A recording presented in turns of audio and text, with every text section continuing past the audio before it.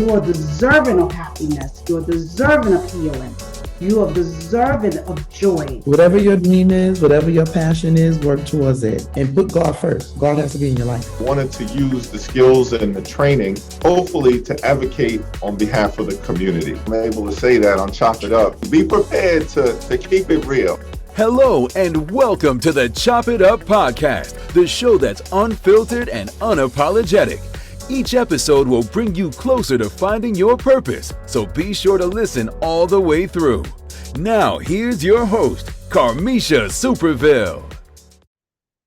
Welcome back to the Chop It Up podcast. Oh my gosh, I have missed you guys so much. That's why I kind of dressed up today for you. Oh my gosh, guys, thank you so much for joining us again on another episode of the Chop It Up podcast. As you guys know, I am your host, Carmisha Superville. We have missed you. We have certainly missed you guys. As you know, we took a little break to plan one of our youth conferences. As you all know, this is an annual event that we planned. So we took a little break in order to plan that. And it was amazing. Thank you for everyone that supported. So we are back. And guys, we are at the end of the year. Can you guys imagine?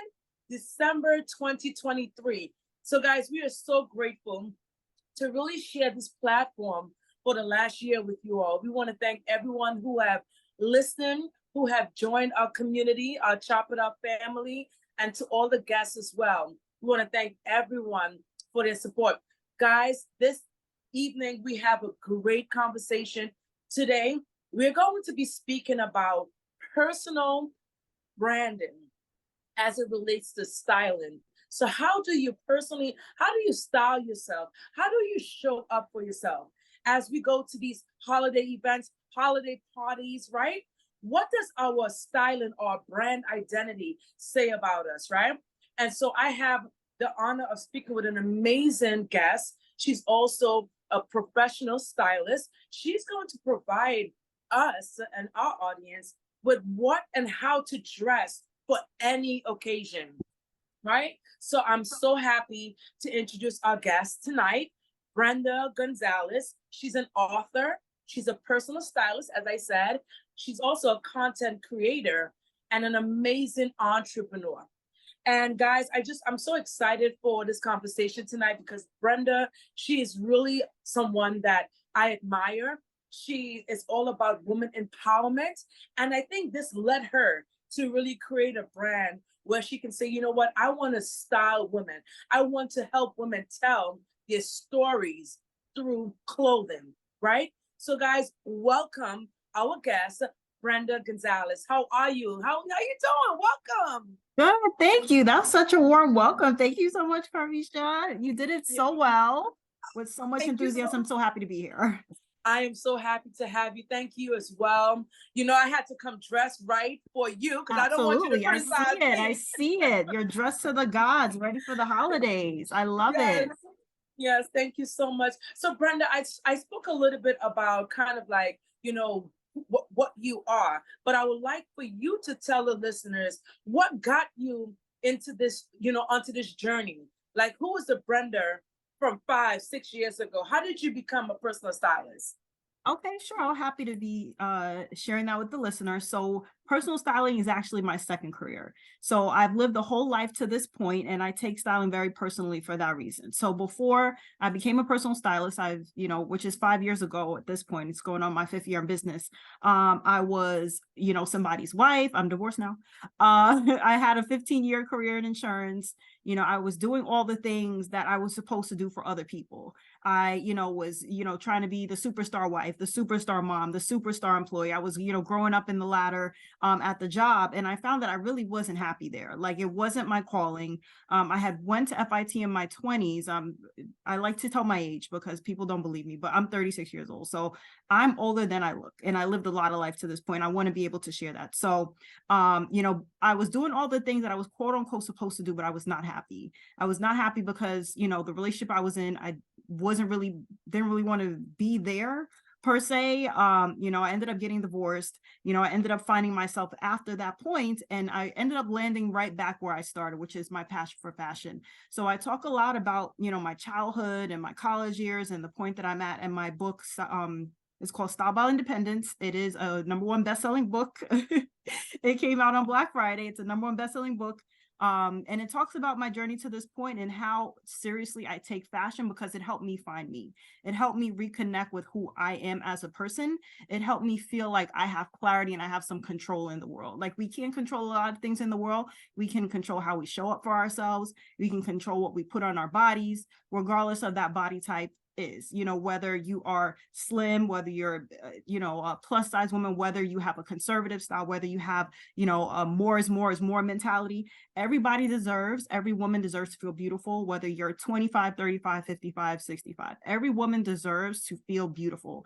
Every woman deserves to feel youthful, vibrant, elegant. And that's something that I focus on in my styling business. I dress older, more mature women. When I say older, I say, maybe late 20s up to 60s, even my clients, but they're professional women. They're a boss in their workplace. They're a boss in their businesses, entrepreneurs, corporate executives. They're a boss. They know how to command presences. They know how to command attention. They're about their business, but when it comes to their self, they're always putting their self last. So I can relate to that on a personal level. As a mother, as someone who is married, as someone who is climbing the corporate ladder, they're putting their self last. And this is where I come in to say, you matter too. Your personal brand that you show up as matters. How you choose to feel matters. So what I related to was the celebrity approach to the average woman, essentially, because every woman wants to have some sort of like bang about them, some type of pop, even if it's not like me, where I'm wearing sequins on sequins on sequins. Even a conservative woman deserves to feel like she can walk into a room and command that presence without opening up her mouth. My idea is to, if you walk into a room, if I styled you and you walk into a room and I style men too, by the way, and people turn around and say, who is that person? My job is done. I need you to feel like that person that you were in the prime of your life. I understand I'm a mother, I have some fupa, so I got to, cover that up.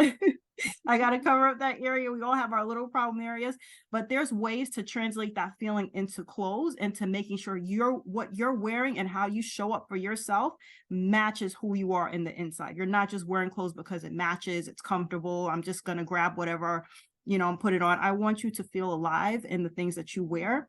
And that's what I bring to the styling business. If you don't like it, if you don't love it, if you're like, this is okay, we're throwing it to the side. We're finding things that resonate with that. You feel passionate, that you look past a mirror and you stop and you're like, oh, wow, who's that? Like, that's my goal. That's my whole mission. Wow, that's amazing. That's beautiful. How can one become a personal stylist? Like, what is the steps? I know inspiration is one, but how did, I know you spoke about your story, but for someone that's listening, how can one become a stylist? Because I feel like that's a very niche market, It is. You have, It's a very niche market. So what you need to be a stylist, you need to have, connection. You need to have guidance to the craft itself. Fashion is very heavy on art.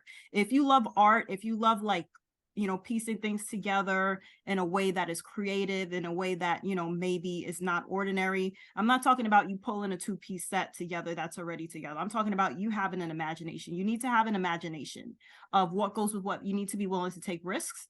And also following trends is huge. So I translate that to, the big brands like Oscar de la Renta and, Balmain and Balenciaga and Gucci. They all set the trends.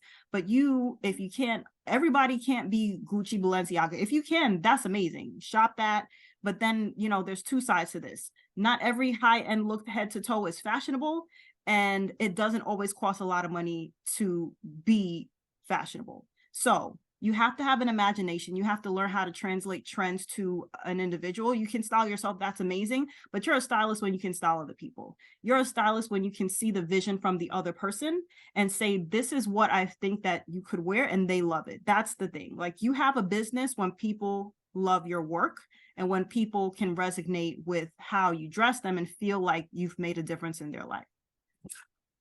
I like that. I love that approach.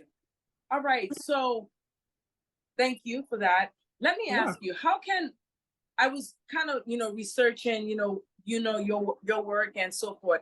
So how can one make their wardrobe a reflection of their unique identity? And I think you kind of alluded to that earlier.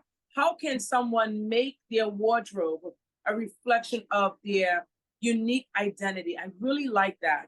Let's explore that a little bit. What does that mean to you? And yeah. Okay, so I start off with saying, I don't know if you ever seen the show on Netflix called The Life-Changing Magic of Tidying Up with Marie Kondo, where in the show, there's a Japanese woman, and she specializes in decluttering. And one of the things that really resonated with me in that show is that she thanks her clothes before she sends them off, right? She looks in people's closet and say, okay, the closet tackling is probably one of the biggest things, because, a lot of women especially have like closets packed up with stuff, and you're emotionally attached to things, you don't want to get rid of it. But how you find your identity is you look inside that closet and you find that piece that makes you feel alive. You find that piece that speaks to you. You find that piece that gives you special feelings, special memories, and then you find more pieces like that. So regardless of what that is, if it's like a dress that's a certain color, if it's dress that's a certain cut, it could even be special occasion. You find elements in that particular item that make you feel like you're somebody, that make you feel like you're alive, and you essentially multiply that. So if you have a special occasion dress, you love red, for example, you love the color red, and you love velvet. Let's see how we can explore that. Maybe we put a little bit more red in, maybe we be a little bit more bold with your wardrobe. Maybe we incorporate some velvet touches. Maybe you like earth tones. Maybe we expand that a little bit to where your closet is an earth tone, or you like black and white, or you like bright colors. You expand upon the thing that you love the most and multiply that. Now, it might be a little crazy. That's the disclaimer. It might be a little different than what's in your closet now, because I feel like women who come to me, they wear a lot of things that are safe, and they might have that one piece that they really love, but they're like, I don't know how to multiply that look. So they just pick what pieces that are safe. Focus in on that thing that makes you feel alive, and pick out what is it that makes you feel alive about that piece, and multiply that. And make it be creative, be imaginative, don't be afraid to take risks. I love that. That's amazing. All right, cool. How can one dress for their body type? That's a big one. Dressing for your body type. I know you spoke about fupa, and I think even Queen Bee, the amazing Queen Bee, also referenced having a fupa. Yep. So yeah, as we as women, we go through so many transitions with our body, right? And so how can we dress to fit our body type where we are complementing those different stages? Okay, so for mothers, let's start there. So for mothers, women who have children, no matter what, you could be a size 4, size 14, size 24. We all have a little bit of fupa. Like, it's always just that little bit of loose skin that bundles around our tummy. So what I would wear is things that are draped in a way that it hides the fupa. Sometimes I can wear bodycons, a lot of times I cannot. But wear clothing that is draped. There's a way to drape fabric so that it kind of hides the area a little bit without making you feel any unsexy or anything. It's a draping of it all. Now, with certain body shapes, so there's different body shapes. There's like a pear shape, which means you're heavier on the bottom than the top. That particular body shape, if you feel like you are, well, not you feel like, it's really measurements. If your measurements are giving that you're a little heavier on the bottom than the top, I would play up the shoulders. So like these jackets, like Balmain has, they love a shoulder pad. The 80 shoulder pads are really in. Maybe wear things with like ruffly sleeves, like something that kind of helps you, even out the thing. So it gives the hourglass figure. I really focus on femininity. So if you hear me talking about like hourglass, and I love feminine fashion. I need women to feel like beautiful feminine women. So hourglass shape. Women who are like, say, an upside down triangle, right? Where your shoulders are broader, but you're skinnier in the middle. Maybe we don't wear shoulder pads, but we wear things with structure on the bottom. Like we wear like an A-line skirt. We wear something that maybe wear jeans that are a little baggier, like a cargo jean, a high-waist cargo jean that has a little bit of baggy on the bottom to kind of help you, like help the eye line match up to where it's even. Hourglass shape is, is pretty easy, but also you want to make sure that you're draping your fabric in a way that is flattering to your body. Things that are overly loose, or you don't want to wear like the potato sack, thing, show it out. Like, I tell even women, that are older, 50, 60 years old, you can still wear things that show your figure. You can create you can create a waistline. You know, where even if you wear like a blazer, maybe we do a belt at the waist, you know, we find a way to accentuate the figure that you have. You know, and these also work for women of, you know, of all sizes. You learn ways to accentuate the figure based on the draping of the fabric and, you know, how you know, belt the waist and the fit of, you know, the rest of the clothes. You know, I love that. Thank you so much for that insight. I actually want to ask you a question, even as you're talking, because you know your stuff. So I really want to ask you, I want to pick your brain a little bit. Sure, let's do it. All right, so check this out. There's a debate online with headscarves, women with headscarves, right? Especially some of our sisters, our Black women, of course, like people like me, because I love a good headscarf, right? Okay. But there's a debate on when even Monique, the actress Monique spoke about it, right? So basically, there's this controversy as it pertains to when you should wear a headscarf. If it should only be indoor, or if you're running like chores in the neighborhood, or like you're walking your dog early in the morning, you should not be leaving your house with a headscarf on. Yeah. What is your say? What say you? Okay, so what I say, I think Monique had the problem with the bonnet. I think she had I don't agree with the bonnet leaving the house situation. Personally, I don't agree with that. But with headscarves, there's a way that we tie our headscarves when we go to bed. Like, you know, you tie it and then you tie it at the top. I don't like that. I think there's a way to wear a headscarf so that it is elegant. You know, like I would say like a pirate, right? Like if you have this beautiful headscarf and you just leave out a little bit of hair in the front, and then, I mean, if you need a perm, you know, you could try to pat it down. You know, some people got edges, you know. Right, you know, the edges. So you just leave a little bit playing games sometimes.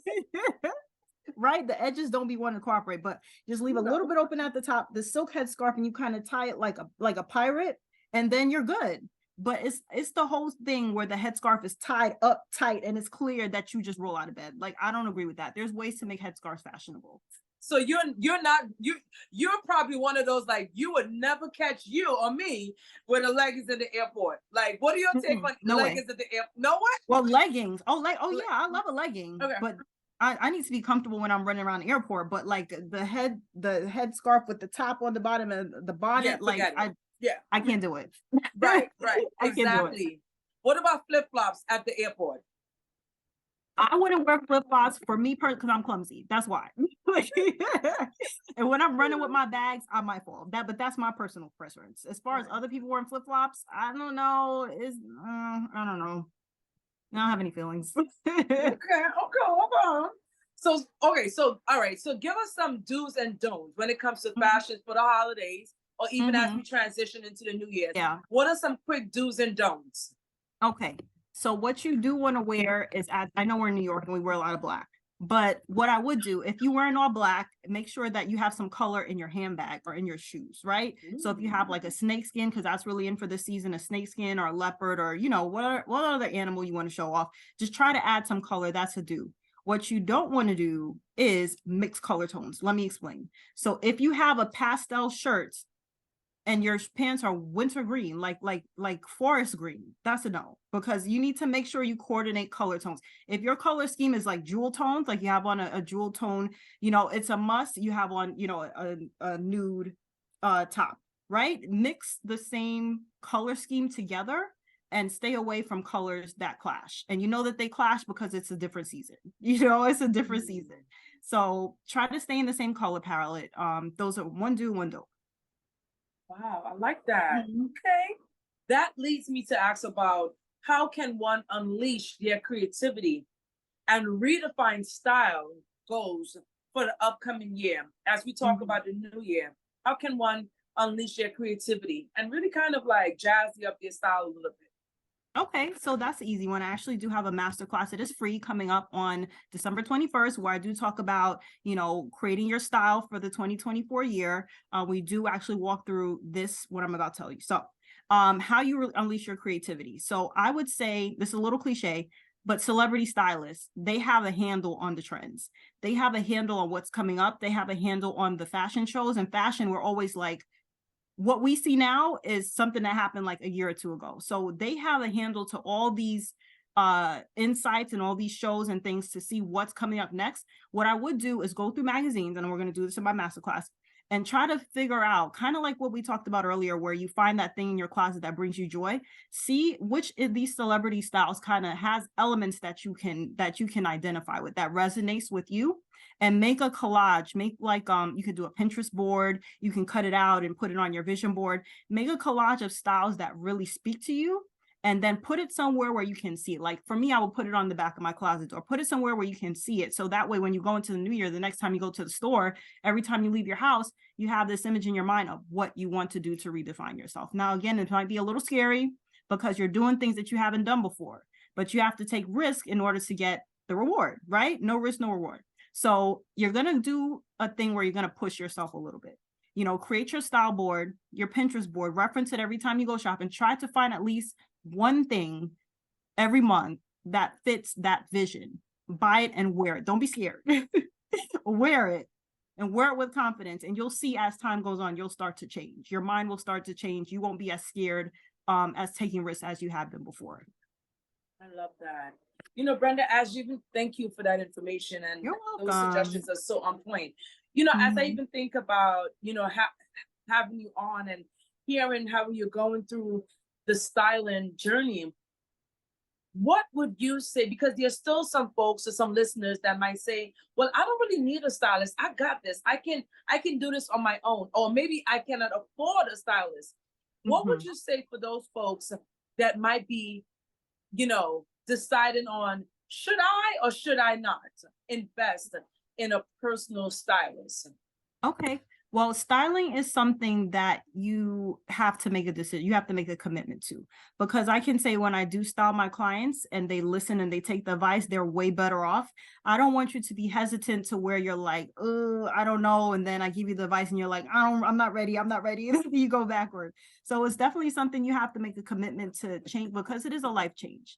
It is, if you're ready to change your life, essentially, you need to be committed to changing your outlook on life. It's like a mindset shift that you need to do. It's a mindset shift that you're like, you know what? I want to change the way I see myself.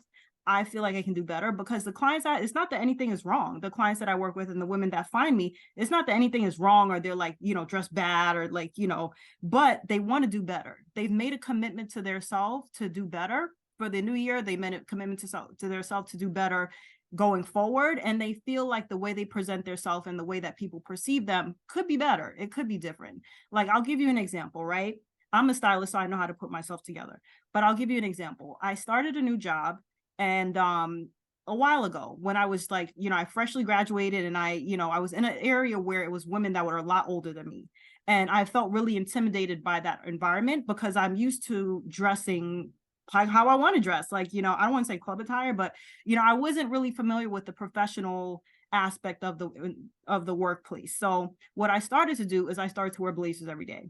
And it wasn't that type of environment. It was very business casual. But when I started to wear the blazers every day, people started to look at me different. People started to respect me different. People started to lean in when I talked. My face is still the same face. I'm still the same age as I was before. But the confidence that I grew so much confidence by putting on this attire and taking on this persona that I wanted to embody, that it became me. It became me. So that's what I say. It's a commitment. If you're committed to a life change, if you're committed to moving forward and doing better than you have, this is an investment that you do want to make. I love that. I really love that. Wow.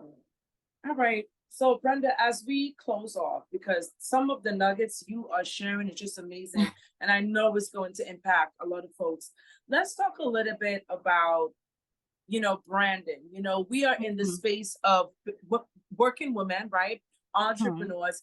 And sometimes when we show up, like when we walk into a room, before we can even speak, our brand, our presence, our aura speaks for us. Yeah. Talk a little bit about that. How can branding yourself through styling, explore the powerful intersection of personal branding and style? I know your workshop is going to talk about that, but elaborate a little bit on that. Absolutely. How imperative it is for that personal brand. Okay, so I'll tell you, for me, My personal brand is more of a professional brand than it has been when I started. And I'll tell you, I've always been well dressed. I've always had an eye of putting stuff together, but my brand has shifted in the way that people, the clients that I've been able to attract has been different based on my professional appearance. And I can tell you, for example, for listeners, I have what I've learned to develop is like a cutesy, kind of pretty, pink kind, and that's one narrow view of who I am. That's a view of who I am that resonates with my client base, that resonates with my audience. And I've learned to focus in on that. I could wear sneakers, I could wear, I can wear a lot of different things, but what I've learned is that by presenting this brand consistently and being the pretty pink, girly, ultra feminine, chic, my dresses, if they're short, they're not like under my butt. If my neckline is low, it's not to my navel. It's to like a low V, and like, it's a respectable look that I feel like women can see and identify. They're like, that makes sense for her. So for you or for your customer base or for your businesses out there, you want to make sure that you present yourself in a way that resonates with your audience. Even if you're a chef, even if you are, an entrepreneur that gives coaching, counseling, you don't necessarily have to be in a suit all the time, but it has to be an image that is consistent with who you're trying to reach. You want to look like that audience. Even if, like I said, if it's Gucci, Prada, it has to look like it could be Gucci. It has to look like it could be Prada. Like, you know what I'm saying? It has to be an image that resonates with that audience. And you want your clothes to resonate that consistently, regardless of, size, shape, age. You want to be consistent about how people perceive you, even if it's, one aspect of who you are. Keep that aspect of who you are all the time. I love that. I love that. And I would even like to venture off to say, because there's this thing or this conversation as well about fashion. Like sometimes we believe that, especially within communities of color, we believe like wearing the branded items, the labels, Gucci down, Balenciaga, whatever the case may be. We sometimes, how can I say? Because I want to be careful when I say, sometimes we interpret that as wealth or style, like you said initially, when that's not necessarily the case. So elaborate a little bit about that. Talk about how styling doesn't have to be, or doesn't equate to wearing labels, like being a label, Right. So I agree with that 100%. And I've seen looks that have been labeled head to toe, and I'm like, that's not it. That's not the move. Like it's tacky. Like I've seen stuff like that where you feel like you're gonna put on as many labels as you can, and then you end up looking too gaudy. You look like you're too much. And then I've seen looks conversely where it was not as much and it looked like $1 million. So I can't say that the labels necessarily make who you are. There's ways to put things together to where you can look elegant and sophisticated. But I can say, though, with fashion, it is good to have a label. It is good to have a shoe. It is good to have a bag, because I hate to say I don't make the rules, but in fashion, it's like you know what you're doing when you add that touch. It's supposed to be just a touch. If you want to wear a Dolce & Gabbana dress, Dolce & Gabbana, but does it have to have G&G all over it? The boots have to have the G's all up to me, that's not my personal style. And then, also, to me, it's just a touch. There's a way to do things that are elegant, that are sophisticated, without being overpowering and without being like, what's happening with this outfit? So I love that. Oh my gosh, I could talk to you all day. Let's do it. Listen, no, this is amazing. All right, so closing off really quick, let's talk about some holiday trends, some holiday tips, anything you're seeing that you'd like to, share with our community. Okay, sure. So my top 3 holiday trends. So for one is sequins. I love a sequin. This is actually a sweatshirt. But I love sequins. I will put sequins every chance I can get. The next holiday trend is velvet. Velvet, like you're wearing, like, the velvet, the velour, that's very good for the holidays. Very good for the holidays. Also, the third trend is silk. You're going to see a lot of silk dresses, silk skirts. And don't be afraid because of the weather. If you have like a long sleeve silk dress, a maxi, you can wear leggings and a full set of clothes underneath it. Nobody's gonna know.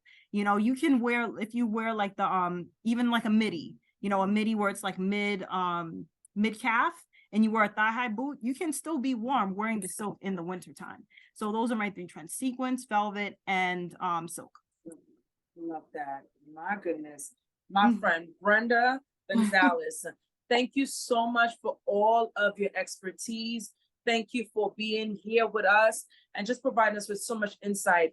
Talk a little bit again about your masterclass. And of course, we're going to share with our community as well. When is it and what does it entail? Okay, so my master class, it is a 1-hour class. It's virtual, 100% virtual. It's on Zoom.